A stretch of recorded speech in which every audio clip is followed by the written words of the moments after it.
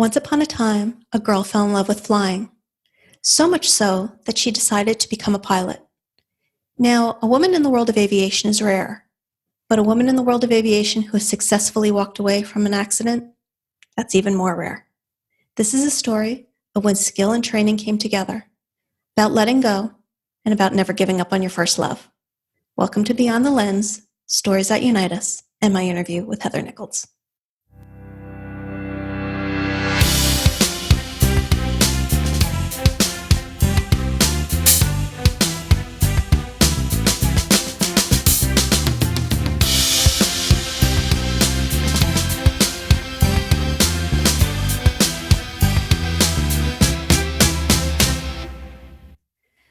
So, Heather, talk to us a little bit about, you went into a very male-dominated field. So what made you choose to be a pilot?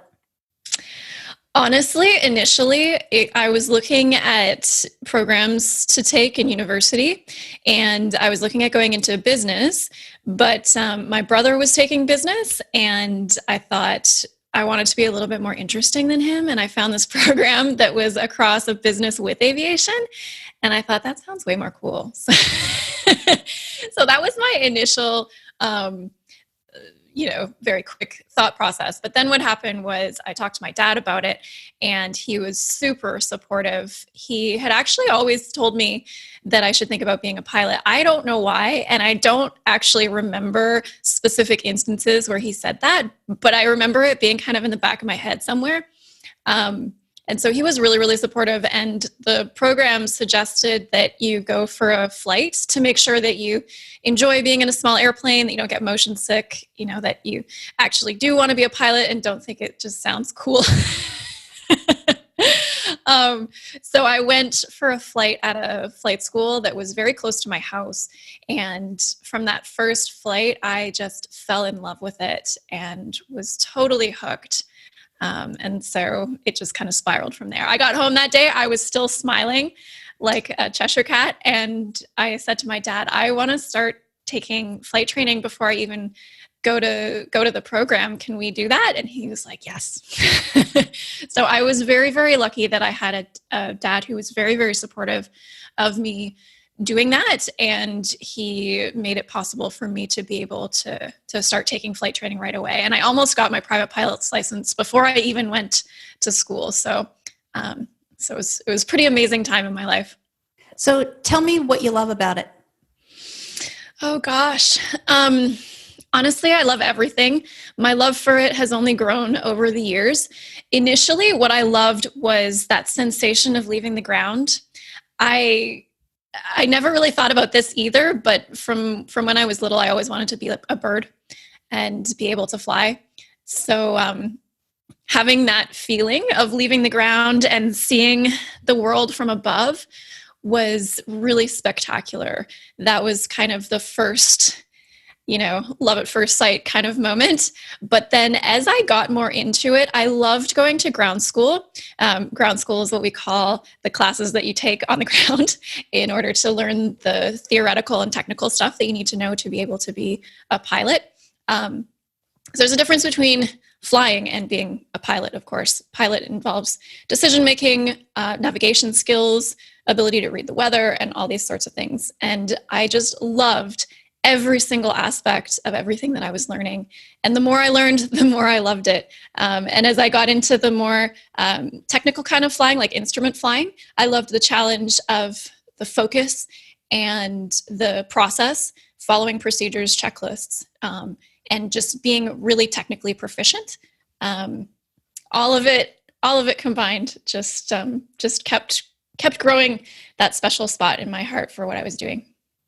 And all of that training actually came in pretty handy for you at one point. Tell us what happened. You mean for my accident? Mm-hmm.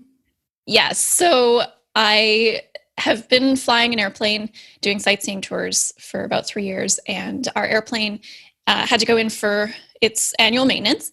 And at the same time, we had to give it a paint job so that we could offset the corrosion that had started happening. And unfortunately, in the maintenance process, there were some cables that were not reattached properly. And obviously I didn't realize that. I did all of the checks that are required before going for a flight, and I checked things many, many times over because I knew there was the potential for this sort of thing to happen. But the cables that were incorrect were in the trim tab system, which was not something that a pilot normally manually checks before a flight. And so unfortunately, I didn't check that. My mechanic didn't manually check it. And so unfortunately, when I took off for our test flight, I was fighting against the forces of the trim tab, which was acting in reverse. So basically, I took off and the nose wanted to push down. And when you're in the air and that sort of thing happens, pilots are trained to deal with emergencies. We're trained if the engine decides to quit. We're trained for all kinds of different emergencies. This is an emergency that we're not specifically trained for. Mm-hmm. But we are trained to fly the airplane and to try to troubleshoot what the issue is. And obviously I was trying to troubleshoot, but at a certain point when I was coming around the circuit to land, as I was cutting the power back to try to slow down and get closer to the ground in order to land, the pressure on the nose increased to the point that I was using all of my strength in order to keep the nose of the airplane up as much as possible. And at that point, it was just not possible to figure out why that was the case. And so I did as best I could to land as safely as I could. And luckily, I am in one piece. Unfortunately, my plane sustained some pretty major damage, but I was able to walk out with a broken wrist and a black eye, but no permanent damage for me, which is a pretty great outcome. Yeah. So when you're in a situation like that, I mean, all of us have had situations in our respective careers where things can go wrong. Not all of us have those situations where it can be life-threatening. So when you first realized that there was something wrong, what was going on in your head? My first thought was, that's not normal. But I didn't know what was causing it to be not normal. And it wasn't a major issue, like I said, until I came around and was setting up to land, because on takeoff, you have a lot of power, and the power of the engine offsets the slight downward pressure of the trim tab. And so it just got progressively worse. And I thought that I was going to be able to at least land. I knew it wouldn't be a pretty landing, but I didn't think it would be like a aircraft damage kind of landing until the very last few moments. So the whole time I was up in the air, I was basically just working to land as best I could. So what kind of damage did the plane sustain? One of the wings came off, the nose gear came off, the propeller obviously hit the ground when the nose gear came off, so the propeller blades were ripped off by hitting the ground. And that's about it. Yeah, that's pretty amazing that you sustained as little damage to you as you did. But that goes to me to the fact that you did keep a cool head, that, you were trained very well. So what happened after? Because I know that you had mentioned to me that you're very independent, you're very strong. So what was the hardest thing after the accident? Like you said, I tend to be an independent kind of person, and being a pilot, you take responsibility for everything that happens. So although the maintenance side is responsible for checking that trim tab, one of the hardest things for me afterwards was letting go of that guilt of, why didn't I check that manually, and it replayed in my head over and over and over again. In the immediate moments after the accident, I was sitting there looking at my plane and all the damage that it had sustained, and just feeling like no one's ever going to want to fly with me again. I was seeing people on the other side of the fence taking pictures. I was like, oh, please don't share pictures of my poor little broken airplane.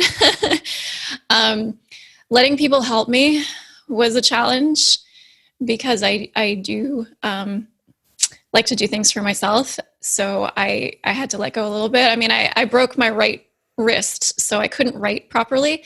And getting the accident report details to the proper authorities, someone had to help me with that.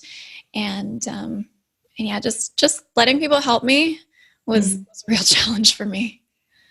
Yeah. So after something like this happens, you obviously don't want to give up on flying. So, and I think it's also significant to note to people that things like this should not scare you off of flying or anything like that. I used to fly a lot for work. Nothing ever happened to me in an airplane. I have been in a car accident. There are a lot of things that can happen, and it was just one of those fluke things. But the joys associated with seeing the world from that perspective and all that far outweigh the amount of risk that there is. Now, that said, how was it for you to get back into a plane? And were you flying the next time you got back into a plane? Yeah. Well, first of all, to what you were just saying, definitely aviation is an incredibly safety oriented industry. And I personally am way more scared driving to the airport than I am getting into a plane, whether I'm the pilot or I'm going on a commercial airline. So yeah, definitely want to highlight that. The accident that I had was a very fluke thing. It would not happen in most places, but there was kind of a gray area in the oversight for our maintenance on this aircraft, which is being fixed. And if we start operating another aircraft, it will definitely not be the case that we will have that area of gray oversight, lines of accountability. So this kind of thing doesn't happen.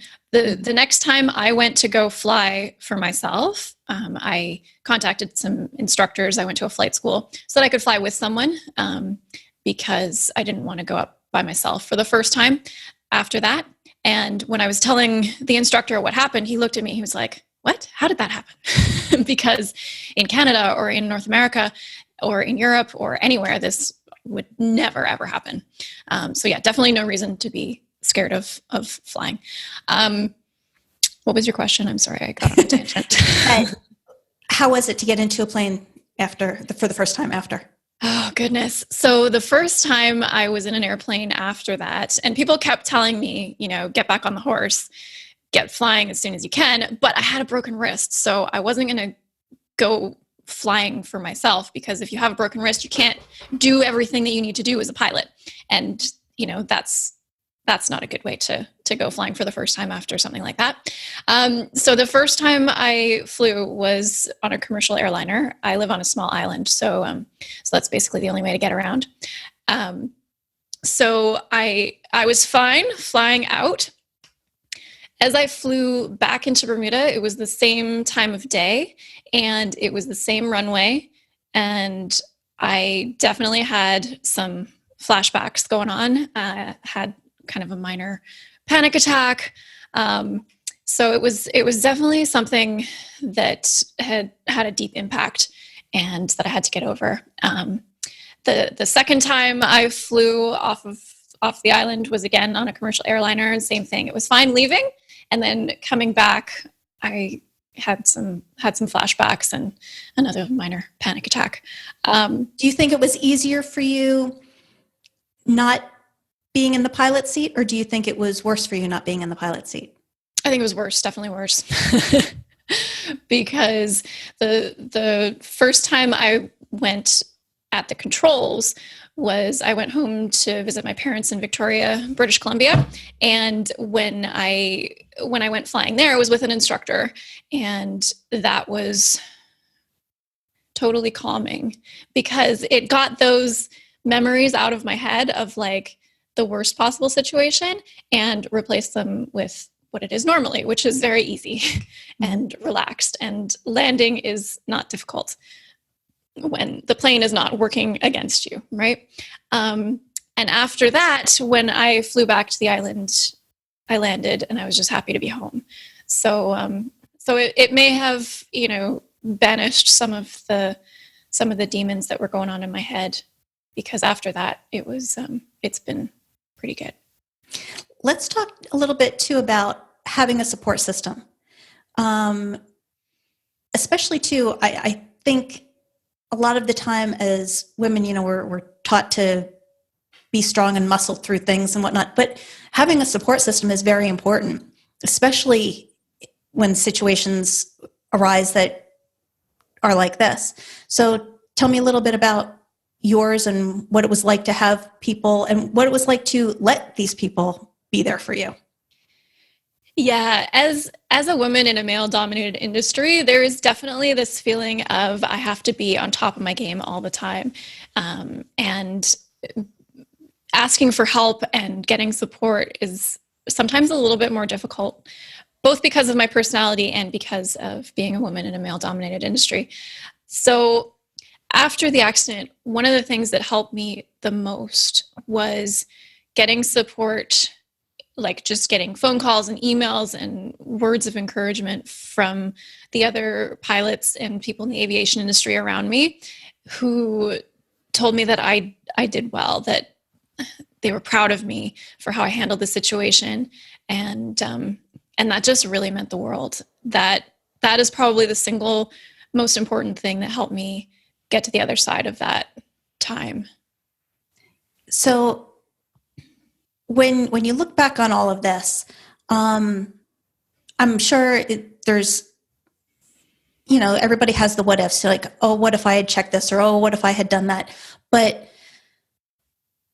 what would you say to people, even in a similar situation? Maybe because not all of us are going to get in a pilot seat, but where we beat ourselves up maybe for a little bit for the what ifs.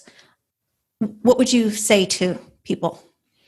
Oh my gosh, yeah. The what ifs will keep you stuck going in circles. And I definitely dwelled on that a lot, particularly because it took a year for the accident report to be finalized and for it to say that it was a maintenance related oversight issue. To kind of let go mostly of that guilt. I mean, there's always going to be that part in my brain that's saying, if you'd only checked that, life would have been so much easier. Not that I feel guilty anymore necessarily, but just that little voice in my head is just in the background. And if I let it get too loud, I can get stuck in not moving forward. And I think, if you relate it to general life, we're all going to make mistakes. We're all going to have things happen. Accidents always happen in day-to-day life. I break a lot of cups for some reason. They just slip, and if I dwell on that, it prevents me from moving forward in life. And for this big aspect of what happened with this, if I dwelled on that mistake, I might never fly again. But it's something that I love. It's something that I am good at, despite sometimes having those doubts creep up in my mind. But if I listen to them too much, it'll prevent me from doing something that I love and that I love sharing with other people. And so I think that's kind of the lesson I would draw from it for life in general, is that we can't get stuck in our mistakes that might keep us from moving forward and sharing our energy with the world. And I think it's so easy for us sometimes to think that we are good at something, but very few of us ever have to prove it. And I think that you proved that you were good at it by what this outcome was. So what's the future for you in flying? See, even you saying that right now makes me feel a little bit better. Like, she thinks I'm a good pilot. That's cool. The future. Well, actually, I have a lead on a new airplane right now that I'm starting to finally let myself get excited about again, because it's been a very up and down process of being able to bring another aircraft. The regulations where I am are pretty strict. So hopefully fairly soon I will have another aircraft, and And yeah, it makes me so happy, and it makes me really, really happy to share it with other people. So it's a pretty big part of my life. And so just on a closing note, what about sharing it with other people? What about their reactions makes you happy and makes you light up? It reminds me of the first time I went flying, and just that feeling of unfiltered joy of both being in the air, being up with the birds, seeing the world from above, and seeing all the beauty down below. And also just connecting with people. I love talking to people. When you go up in a small airplane, it puts people outside of their normal day to day. And I find that I have really interesting conversations with people while we're up flying. And, it brings out a little bit of their inner child that maybe they don't tap into in most of their day-to-day life. And that's just really, really fun for me. So would you recommend it to everybody? Oh, absolutely. Absolutely. And hopefully this story has not scared anyone off going flying in a small airplane. And I've actually had people who they're afraid of flying. And since telling them about this, they've told me that they would actually love to go flying with me now, which I think is kind of a cool thing. And so hopefully nothing that we've talked about here has scared anybody off, because it is a very safe industry overall. Now, as a matter of fact, as you were saying that, I was thinking to myself, well, I'd fly with you. Excellent. I would love to take you up anytime. Well, great. I might just have to take you up on that someday. Well, thank you so very much, Heather, for sharing your story with us. And if anybody wants to pursue this career, what would you recommend to them? Absolutely. It would be fantastic to see more women getting into this industry. I don't know if you've noticed on any of your commercial flights, but I've been seeing more first officers who are ladies. There was one flight where I actually had a female captain, which was amazing, because it takes a while to work up to that. It's a very hierarchical kind of career path. But if you put in the time and stick with it, you can get up to that. So for anyone thinking about going into it, I would say just start. And like me, go up for a flight to see if you like it. And then it's fairly easy to get into it as a private pilot. If you want to get into it as a career, you just go from the private pilot and progress further onto the commercial pilot and then the airline pilot training programs. There are more and more out there all the time. When I started at university, mine was the only program in Canada that combined business and aviation, but there are now lots of them, and lots around the States and in Europe. There are lots and lots of options. It's a skill-based career that you learn. So it's not something that you need to be particularly talented in any one area. And I think if you go and take a flight and maybe take a couple of ground school classes, you'll pretty quickly see whether you enjoy it. And if you enjoy it, you can certainly learn the skills that you need to be a good pilot. No, that's great. All right. Well, ladies, if this is for you, go see. And once again, Heather, thank you so very much. Oh, thank you so much for having me. It was a real treat talking. Thank you for joining us today. For other podcast episodes or an interest in working with me, please visit marlenasemenza.com. Join the mailing list or reach out to me to schedule a complimentary call. As a personal brand photographer, I have had the privilege of working with some amazing people to tell their stories, and I'd love to hear yours.